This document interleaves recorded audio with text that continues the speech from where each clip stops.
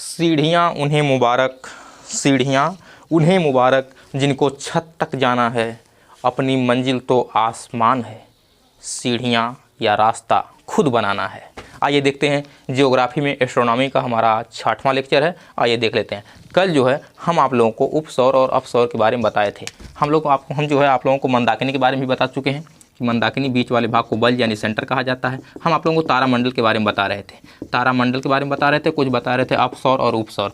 तो अपसौर और उपसौर, जैसे मान लीजिए यहाँ सूर्य है और यहाँ पर पृथ्वी जो है सूर्य का चक्कर दीर्घवृत्ताकार यानी अंडाकार पथ पर जो है चक्कर लगाती है। तो आइए देख लेते हैं, अंडाकार जब पथ पर चक्कर लगाती है तो जब पृथ्वी जो है सूर्य से दूर चली जाती है तो इसे हम कहते हैं अपसौर। अपसौर एक बार रिवीजन कर लेते हैं। अपसौर इसे हम यदि इंग्लिश में देखें तो एपीहीलियन कहते हैं। एपीहीलियन, एपीहीलियन, एपीहीलियन कहते हैं। जब पृथ्वी जो है सूर्य से नज़दीक आ जाती है तो इसे हम कहते हैं उपसौर। उपसौर, उपसौर इसे कहते हैं पेरीहीलियन।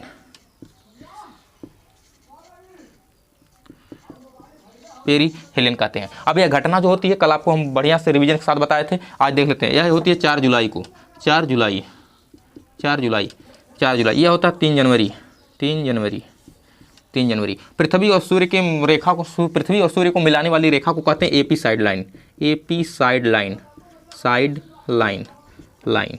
यह हकीकत में नहीं है रेखा, सिर्फ एक कल्पना है, तो इसे हम काल्पनिक रेखा भी कह देते हैं। एपी साइड लाइन को काल्पनिक रेखा कहा जाता है। अब याद करने का ट्रिक भी हम आपको बताए थे कि जब दूर चली जाती है कोई चीज़, जब ऊंची चली जाती है, दूर चली जाती है तो उसे क्या कहते हैं? अप कहते हैं। अप माने ऊपर और सौर माने सूर्य, यानी जब सूर्य दूर चला जाए तो उसे हम कहते हैं अपसौर यानी एपीहीलियन। अब इंग्लिश में भी समझने के लिए जो किसी भी चीज़ की जब क्वालिटी बहुत अच्छी होती है उसे ए ग्रेड का मानते हैं तो एपीहीलियन। जब दूर चला जाता है तो एपीहीलियन, और जब नज़दीक आ जाता है तो उसे पेरीहीलियन कहते हैं। जब कोई चीज़ नज़दीक हो जाती है यानी जिसका किसी का पद घट जाता है, सूर्य की दूरी जब घट जाती है चंद्र पृथ्वी से तो उसे कहते हैं उपसौर।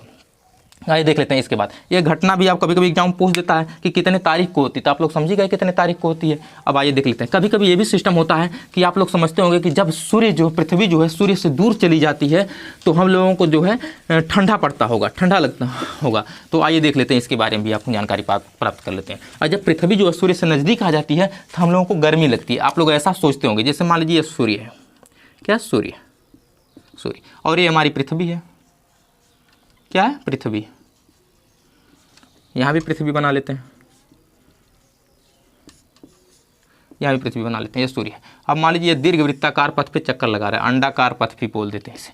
अब पृथ्वी, जब पृथ्वी दूर चली गई है, अब पृथ्वी समझ लीजिए 23.5 अंश झुकी हुई है, तो जब झुकी हुई है अपने अक्ष पर तो ऐसे तिरछा है और ऐसे घूम रही है, पश्चिम से पूर्व अपना चक्कर लगा रही है। यह भी पृथ्वी मान लीजिए जिसे चक्कर लगा रही है। तब आइए देख लेते हैं, जब पृथ्वी दूर चली जाती है सूर्य से तब देखिए यहाँ पर जैसे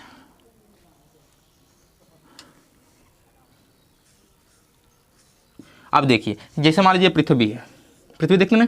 अब पृथ्वी की जो बीच से रेखा गई है इसे कहते हैं एपी साइड, इसे कहते हैं विषुवत रेखा, विषुवत रेखा, विषुवत रेखा, या इसे कह देते हैं 0 डिग्री लाइन, 0 डिग्री लाइन कह देते हैं। इक्वेटर भी बोल देते हैं इसे, इक्वेटर, इक्वेटर कह देते हैं। तो भूमध्य रेखा भी इसे कह देते हैं, भूमध्य रेखा। पृथ्वी के बीचों बीच से गई इसलिए भूमध्य रेखा कह देते हैं। तो यह देखें, जो ऊपरी वाले को उत्तरी गोलार्ध बोलते हैं, नीचे वाले को दक्षिणी गोलार्ध बोलते हैं। तो पृथ्वी पे जो है जब देखा जाए तो हमारा भारत जो है उत्तरी गोलार्ध में स्थित है। मतलब उत्तरी गोलार्ध, ये ऊपर वाला हिस्सा क्या उत्तरी गोलार्ध। मान लीजिए हमारा भारत यहाँ पर है, यहाँ पे, और इसमें देखें उत्तरी गोलार्ध में, तो यहाँ भी हमारा भारत यहाँ पर है, ठीक ना।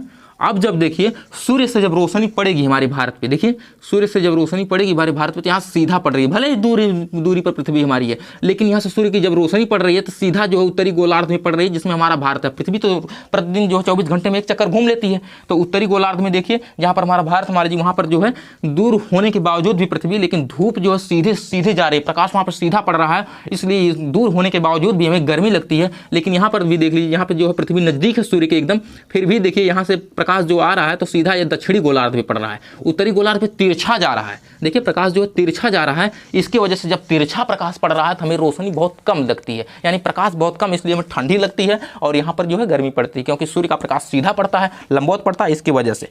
अब यहाँ तक आप लोगों का कॉन्सेप्ट हमें लगता है क्लियर हो गया होगा। आइए देख लेते हैं, इसके बाद चलते हैं। हम जो है आप लोगों को बता रहे थे आकाशगंगा में तारों के बारे में। 89 तारों की संख्या कितनी है? 89।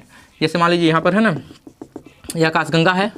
आकाशगंगा में हमारा सूर्य जो है वह बाहरी भुजा में स्थित है, बाहरी भुजा में स्थित है। जैसे मान लीजिए यहाँ पर हमारा सूर्य है, अब इसके इधर भी तारे होंगे, ऐसा नहीं कि एकदम लास्ट में है, लेकिन इसके इधर भी तारे होंगे। यहीं पर हमारी पृथ्वी भी होगी, यहीं कहीं छोटी सी हल्की सी।